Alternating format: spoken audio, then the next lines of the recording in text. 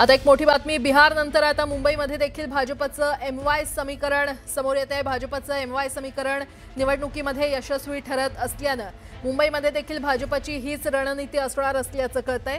महिला आणि युवकांची मतं मिळवण्यासाठी भाजप आता मुंबईमध्ये एमवाय समीकरण राबवेल।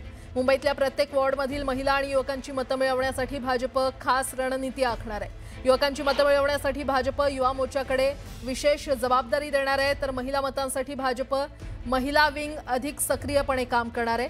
प्रत्येक वॉर्डमध्ये महिला मतदार, तरुण मतदार किती याचा आढावा घेऊन भाजप रणनीती आखणार आहे। भाजपच्या एमवाय फॉर्म्युलासाठी लवकरच मुंबई युवा मोर्चा आणि भाजपच्या महिला विंगची बैठक होणार आहे।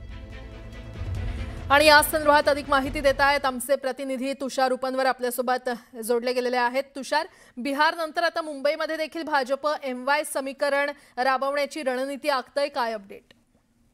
नक्कीच आपण जर पाहिलं असेल तर बिहारमध्ये जसा महिला आणि तरुण या मतदारांचा भाजपला मोठ्या प्रमाणात फायदा झाला होता, तोच फॉर्म्युला भाजप आता मुंबई महानगरपालिका निवडणुकीच्या पार्श्वभूमीवरती आपल्याला वापरताना पाहायला मिळू शकतं। आणि त्यामुळे आता प्रत्येक वॉर्डामध्ये महिला मतदार, तरुण मतदार किती आहेत याचा आढावा घेण्याचं काम आता भाजपच्या सेलनी सुरू केलेलं आहे।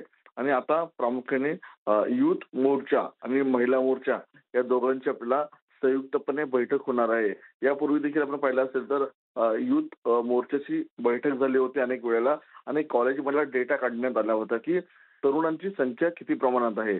मात्र आता तरुणांची संख्या आणि महिलांची संख्या या दोघांची संयुक्तपणे संख्या काढली जाणार आहे।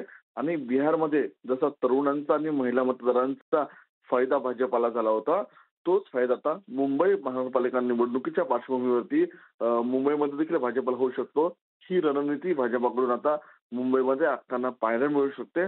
आणि त्या संदर्भामध्ये आता प्रामुख्याने भाजपचा युथ मोर्चा आणि महिला मोर्चा आपल्याला आता बैठक होताना पाहायला मिळेल। तुषार, धन्यवाद या संपूर्ण माहितीसाठी।